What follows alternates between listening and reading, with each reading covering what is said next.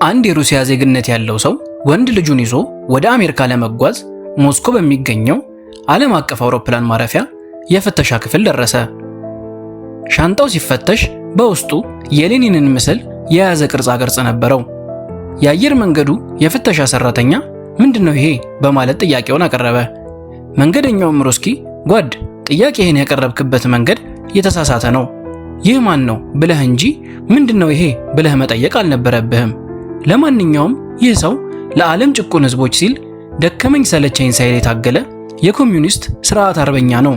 ለአዲሲቱ የሩሲያ ምስረታ ደግሞ ቁልፍ ሚና የነበረው ታላቁ አብዮታዊ መሪያችን ኮምሬድ ቪላዲሚር ሌኒን ነው።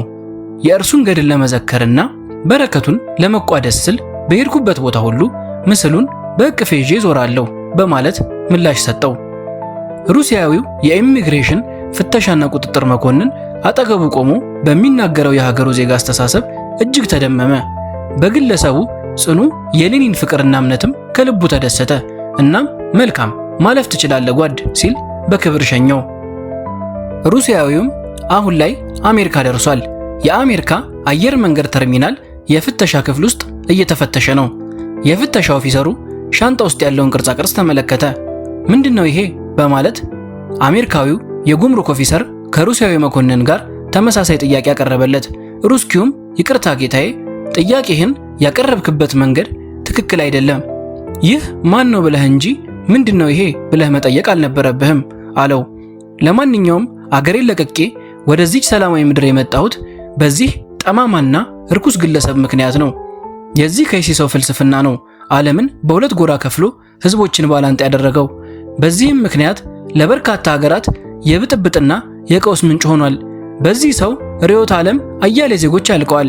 ይህ ሰው የዲያብሎስ ደቀ መዝሙር ነው። ሌኒን ይባላል። ቅርጹን በዞርኩበት ቦታ ሁሉ ከኔ አልነጥለውም።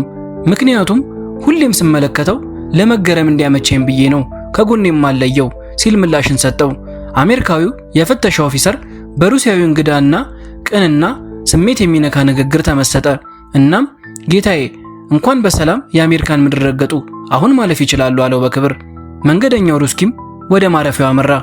ያረፈበት ሆቴልም ቅርጹን አውጥቶ አስቀመጠው።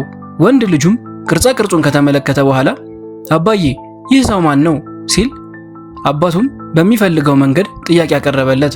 ሩስኪውም የኔ ልጅ ይህ ማን ነው ብለህ ጥያቄ ማቅረብህ ስህተት ነው። መጠየቅ የነበረብህ እንደ ሩሲያዊውና እንደ አሜሪካዊ የፍተሻ ሰራተኞች ምንድነው ይሄ ብለህ ነበር። ለማንኛውም ይህ የምትመለከተው ቅርጽ 10 ኪሎ ግራም ባለ 24 ካራት ወርቅ ሲሆን እኔ አባትህ ያላንዳች ቀረጥ ነው ወደዚህ ሀገር በሰላም ያስገባሁት። ገባህ የኔ ልጅ ሲል ብልጠቱን ሳይሆን ዕውቀቱን ለልጁ ነገረው። ፖለቲካዊ ኮንትሮባንድ። ብልጥ ሰው የሚሰራውን ሳይሆን መስማት የምትፈልገውን እየነገረህ ነው ፍላጎቱን የሚፈጽመው።